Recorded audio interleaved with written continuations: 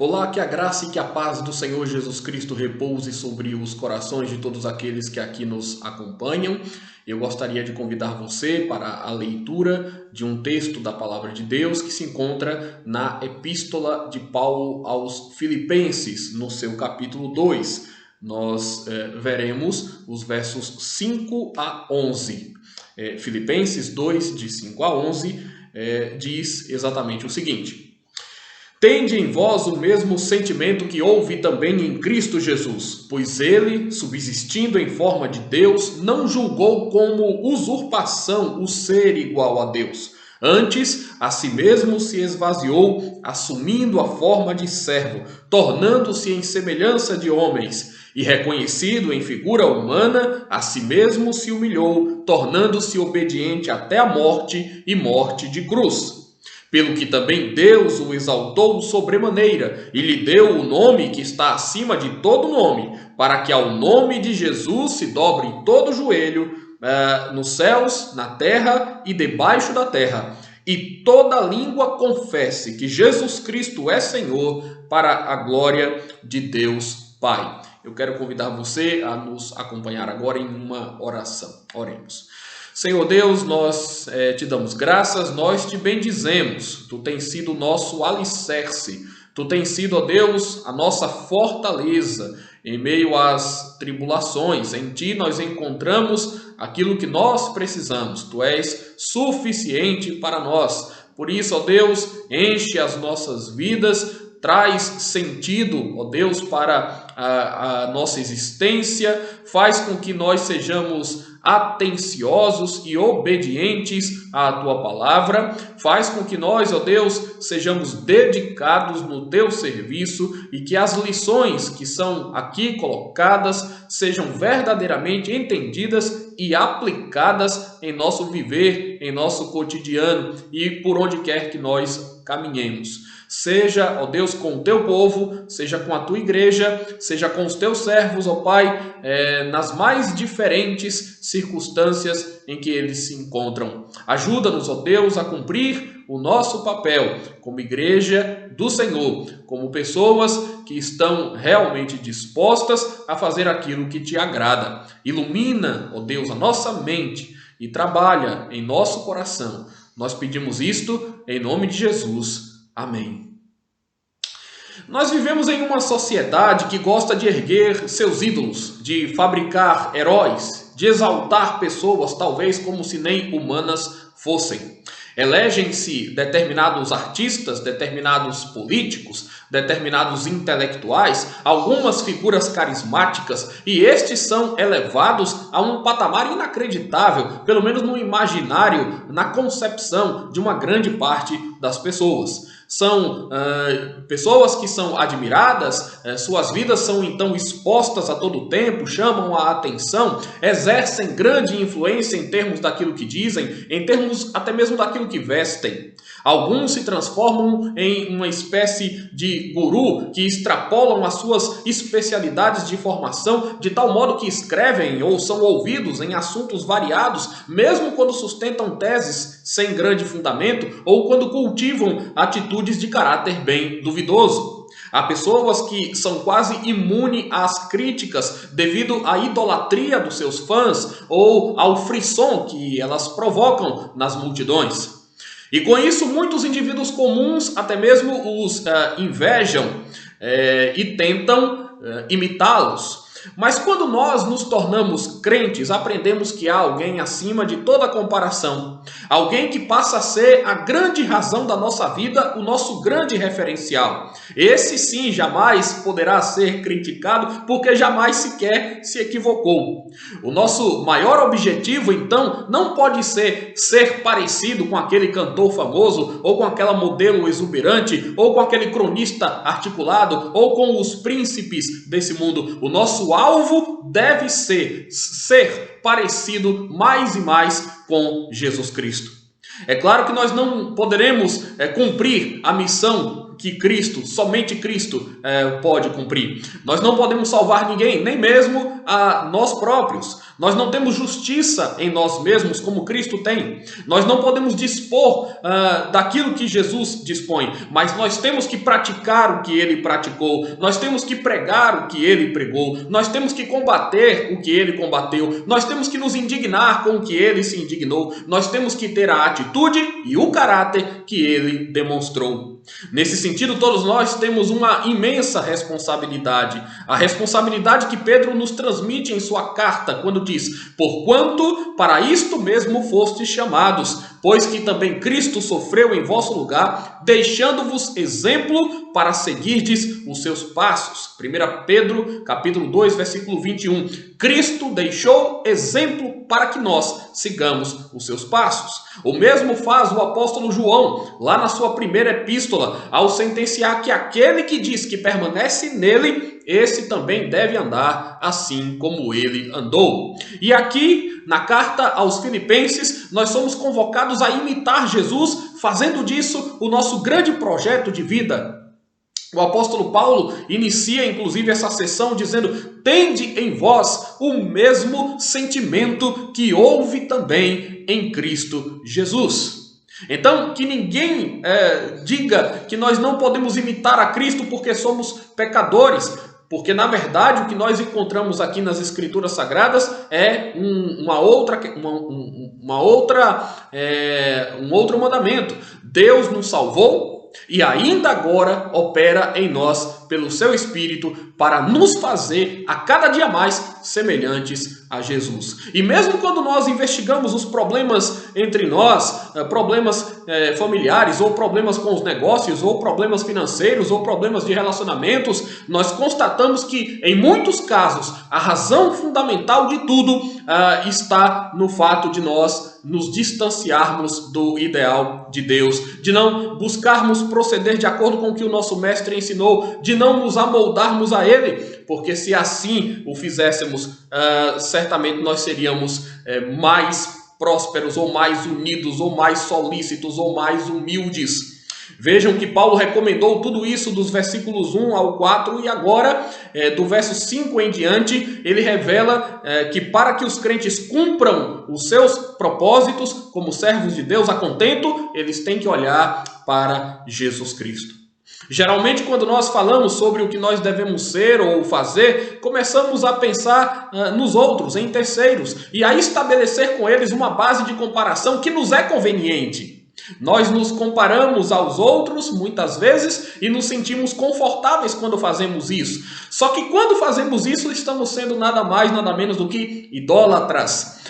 Muitas vezes nos comparamos com outros para nos engrandecer. Nós nos comparamos com os outros, com as outras pessoas, para que tentemos demonstrar algum tipo de vantagem que nós tenhamos sobre elas. Não é? Muitas vezes as pessoas tendem a se comparar umas com as outras para mostrar que talvez elas não são assim tão falhas, não é? Quanto os seus semelhantes. Muitos se julgam melhores do que os seus irmãos nos seus corações. Porém, o que Paulo faz aqui é apontar para Jesus Cristo como o maior de todos, como o melhor de todos, como o nosso grande referencial. Nós temos que olhar para Jesus, saber o que ele fez, saber quem ele é e, de fato, aquilo que nós somos ou aquilo que nós fazemos, pouca segurança nos dará. Pouca importância tem a forma como eu vejo os outros ou como eu vejo a mim mesmo. A questão principal aqui é como eu vejo a Jesus Cristo e como eu me relaciono com ele. Isso é que fará toda a diferença nas minhas ações e no meu trato com as outras pessoas. Caso contrário, se Jesus não for o centro das nossas atenções, a nossa fé será estéril ou morta, como nos diz Tiago.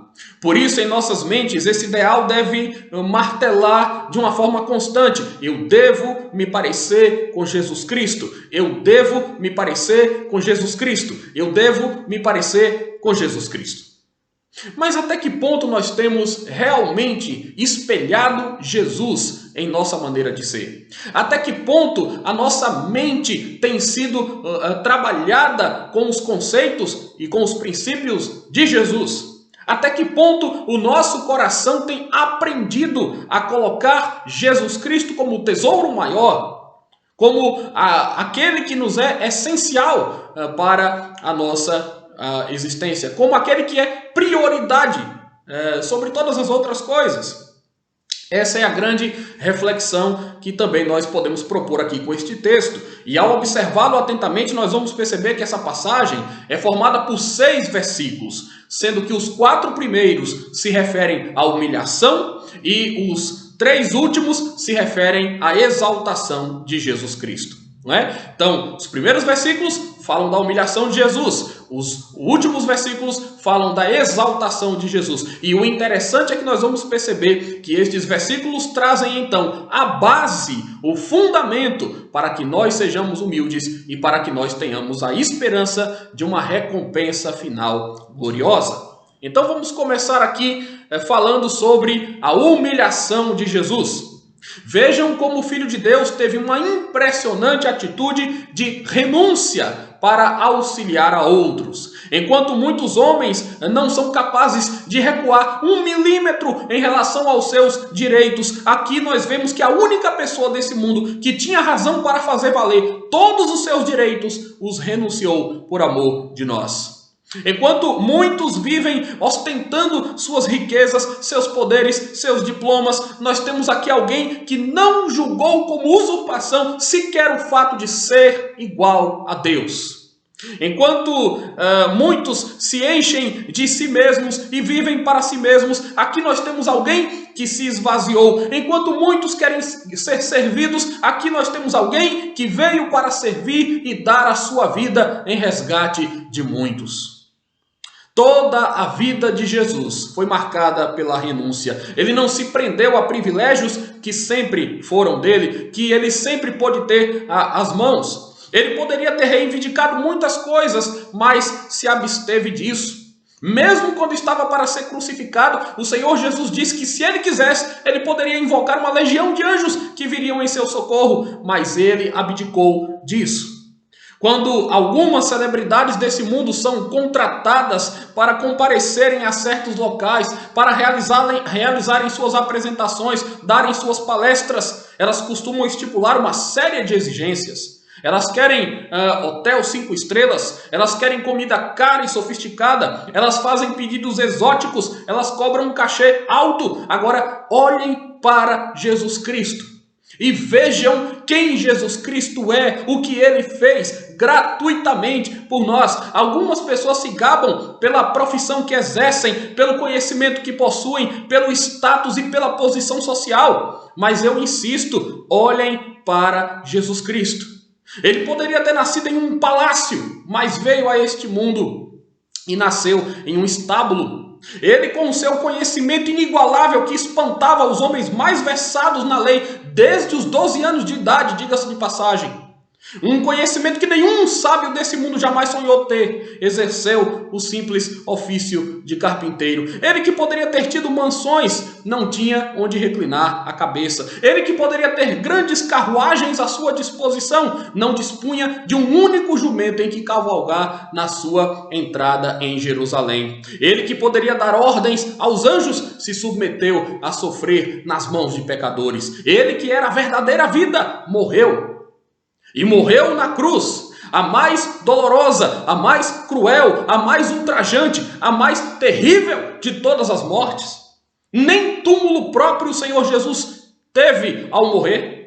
Ele que desfrutava da glória celestial, desceu para habitar entre nós, para se tornar o mais desprezado e rejeitado entre os homens. Ele tinha toda a autoridade, mas resolveu obedecer. Ele era digno de todo louvor, de toda honra e glória, mas aceitou ser zombado, escarnecido e torturado por nós. Ele se sacrificou para que nós não fôssemos destruídos. Será então que nós não podemos nos sacrificar para evitar o prejuízo, por exemplo, de algum irmão? Vejam que aqui o que está em questão não é voto de pobreza, não é a lógica de que nós seremos mais abençoados se nós vivermos como miseráveis nesse mundo. Não é isso que o texto está dizendo, não é essa a ênfase que nós queremos dar. O que eu quero demonstrar, o que eu quero que você perceba, é a dimensão da humilhação que Jesus se propôs por amor de nós. Então, nós somos levados a pensar nisso e somos levados ao constrangimento no sentido de que nós devemos ter um coração humilde e quebrantado diante de Deus e diante dos nossos irmãos também. Quando Paulo escreveu a carta aos Coríntios, mencionou o maravilhoso exemplo dos crentes da Macedônia, que eram pobres, mas que se dispunham a contribuir em favor dos seus irmãos da Judéia que passavam dificuldades. Paulo demonstra que aqueles irmãos, pobres em termos financeiros e ricos em generosidade, estavam efetivamente desenvolvendo o mesmo Espírito de Cristo, que era rico, mas se fez pobre por amor de nós.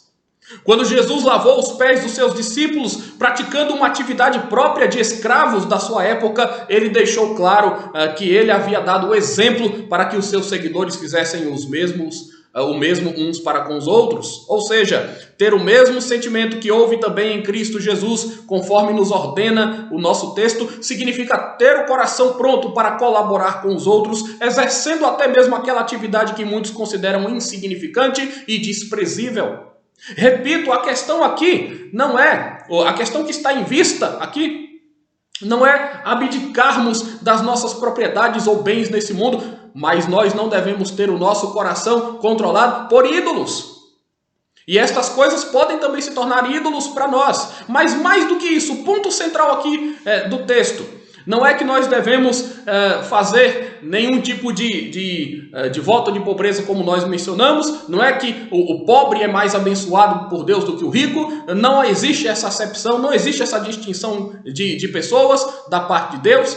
A questão realmente não é essa, não é posição social, mas a questão que está sendo colocada aqui é humildade. E a humildade independe da posição social de alguém.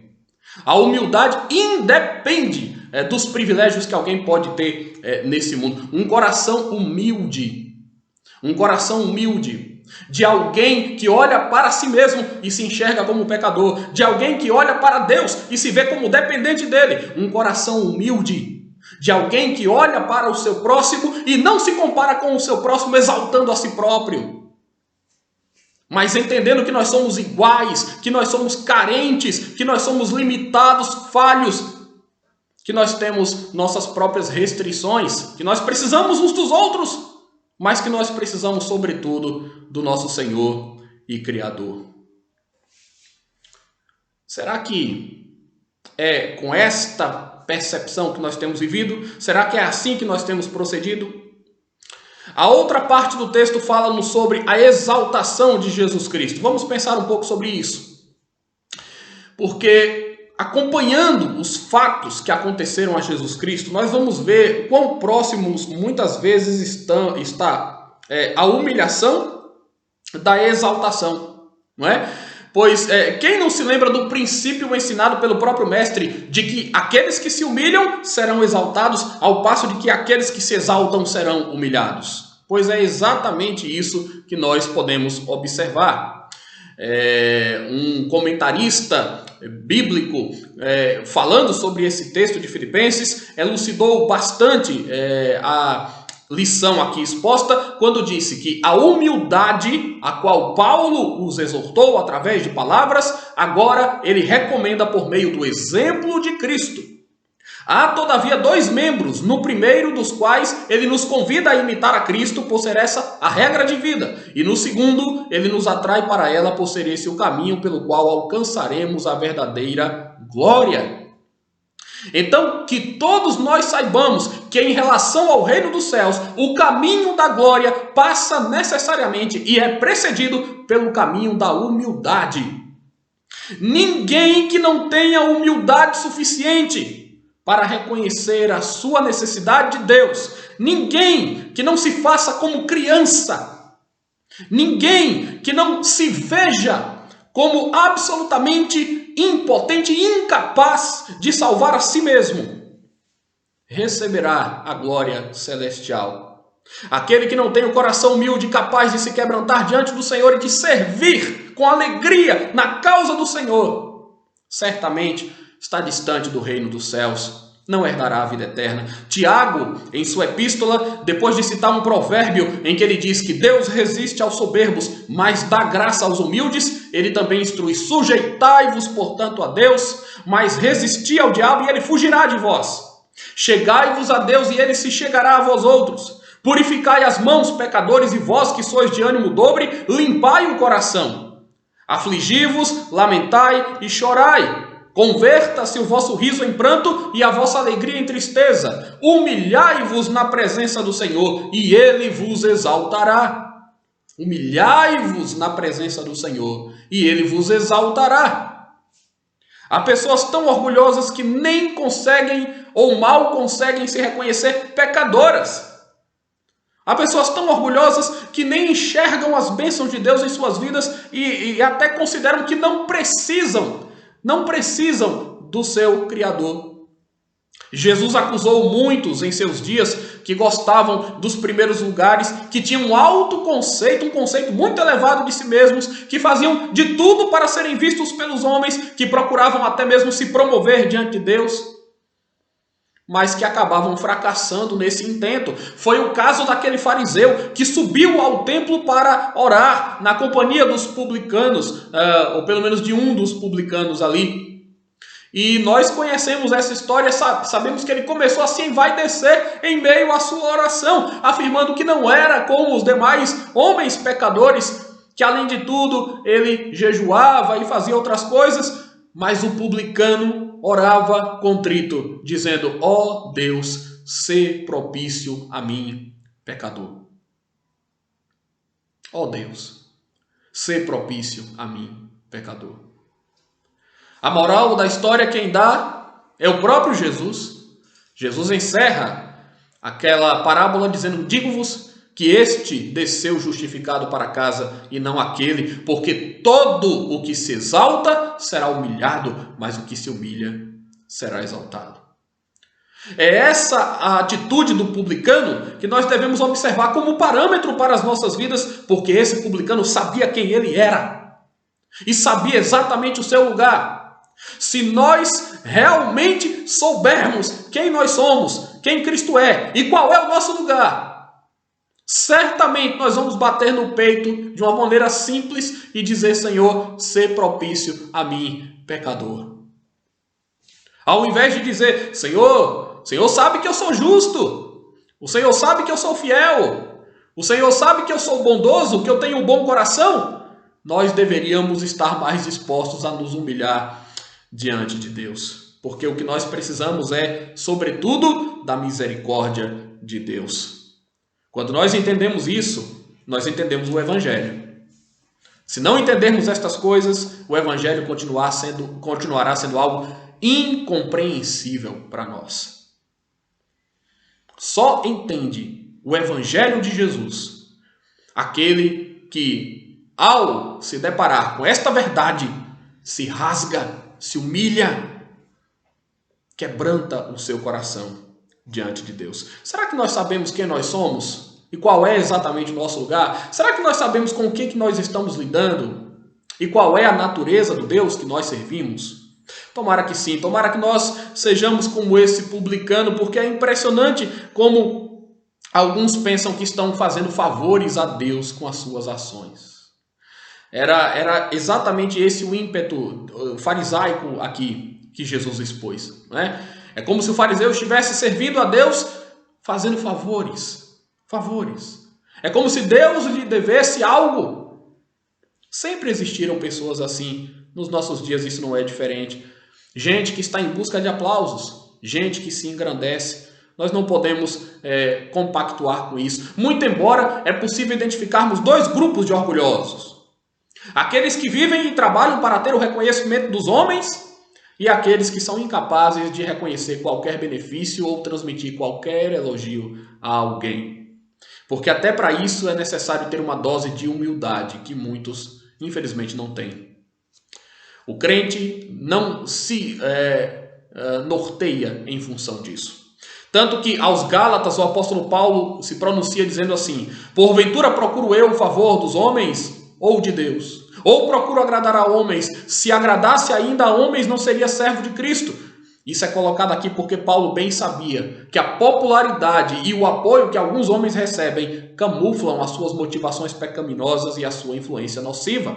Pelo contrário, Paulo vai dizer um pouco mais adiante que ele só tinha razão para se gloriar na cruz de Cristo. Nenhum de nós pode se gloriar em nós mesmos, nós só nos gloriamos, a nossa glória só se encontra na cruz do Calvário. Mas o verso 9 do nosso texto diz, em relação a Jesus, que Deus o exaltou sobremaneira. Deus o exaltou sobremaneira. O verbo grego que aparece aqui é único em todo o Novo Testamento e significa dizer que Jesus Cristo foi pelo Pai exaltado ao máximo. Ele foi como se ele pudesse ser super exaltado, né? Se é que nós podemos falar assim. Porque ele recebeu um lugar de honra à destra do trono de Deus, nas alturas. É como nos diz o autor da carta aos Hebreus, que Jesus, depois de ter feito a purificação dos nossos pecados, assentou-se à direita da majestade nas alturas, tendo se tornado tão superior aos anjos, quanto herdou o mais excelente nome do que eles. Ou como nos diz o autor de Efésios, que Jesus está assentado nos lugares celestiais, acima de todo principado e potestade e poder e domínio e de todo nome que se possa referir, não só no presente século, mas também no vindouro. Ou ainda, como nos diz o autor de Apocalipse, que descrevia uma das suas magníficas visões e disse: aquele que está sentado no trono e ao Cordeiro, seja o louvor, a honra e a glória e o domínio pelos séculos dos séculos. Então notem, Jesus se fez pobre por amor de nós, mas em essência ele é rico. Jesus se humilhou, mas em essência, Jesus agora está exaltado sobre tudo e sobre todos. Ele é celebrado, ele é adorado por anjos, por homens. Ele é Deus. O seu estado de humilhação foi necessário para nos salvar. Mas Jesus, já não pode ser mais humilhado por ninguém. Ele exaltado está. Ele glorificado será pelos séculos dos séculos. Esta é a exaltação sobremodo elevada de que fala o nosso texto. É esse Cristo que sustenta todas as coisas pela palavra do seu poder, que merece toda a honra e louvor da nossa parte, mesmo porque ele é adorado até pelos anjos, pelas milícias celestiais. Todos os anjos de Deus o adoram. Os crentes o adoram. O adoram com fervor e alegria, mas a Bíblia diz que até os incrédulos também lhe renderão homenagens. Uma coisa é certa, quando Cristo aqui vier novamente, todos, sem exceção, se curvarão ante a face gloriosa do Cordeiro. É o que nós vemos nos versos 10 e 11, que atestam que ao nome de Jesus se dobrará todo joelho nos céus, na terra e debaixo da terra, e toda língua haverá de confessar que Jesus Cristo é Senhor, para a glória de Deus Pai. Aqui não interessa nenhuma diferença que os homens possam ter entre si, nenhum critério que os homens usam para se separar, para se categorizar nesse mundo. Todos os homens, os grandes, os menores, os maiorais, os súditos, todos os homens, crentes, descrentes, todas as pessoas, independente de qualquer característica pessoal, independente de qualquer cosmovisão que tenham, todas as pessoas dobrarão os seus joelhos diante de Jesus, porque Ele é Senhor, para sempre, para a glória de Deus Pai. Então, as hostes celestiais, os anjos e arcanjos, os poderosos da terra, reis e juízes, príncipes, magistrados, os que se declaram ateus, os antirreligiosos, gente de toda etnia, de toda cultura, naquele dia, quando Jesus vier, todos dobrarão os seus joelhos diante dele e todos terão que reconhecer que Ele é o Senhor. Que consolo para os crentes que sofrem, que esperança para os crentes enlutados, que preocupação para aqueles que desprezam a Deus. Porque aquele que antes veio para salvar, virá novamente agora para julgar. Em Apocalipse capítulo 6, versos 15 a 17, podemos ler que os reis da terra, os grandes, os comandantes, os ricos, os poderosos, todo escravo, todo livre, muitos homens se esconderão nas cavernas e nos penhascos dos montes e dirão aos montes e aos rochedos: caí sobre nós e escondei-nos da face daquele que se assenta no trono e da ira do Cordeiro, porque chegou o grande dia da ira deles, e quem é que pode suster-se? Aqueles que hoje se exaltam às custas dos impropérios que dirigem a Deus serão reduzidos a nada naquele grande dia. Aquele será o dia da vitória para a igreja, o dia da verdade, onde não caberá mais falácia, engano, artimanha, subterfúgio. Nem os mais badalados personagens, nem as figuras mais proeminentes poderão ficar de pé. Louvado seja o nome do Senhor, porque aquele que esteve morto reviveu. Aquele que se esvaziou enche todas as coisas. Aquele que assumiu a natureza humana é Deus, Deus e homem pelos séculos dos séculos. Aquele que se permitiu ser humilhado pelos inimigos, exaltado está e esmagará todos os seus adversários. Esse é o Cristo vitorioso e triunfante que nós aguardamos e que por tudo que fez nos serve de inspiração e de exemplo maior daquilo que nós também devemos fazer. Sejamos humildes, meus irmãos, porque Cristo foi, porque Cristo assim nos ordena e porque ao fim deste caminho nos está reservada uma coroa de glória. Que Deus nos abençoe.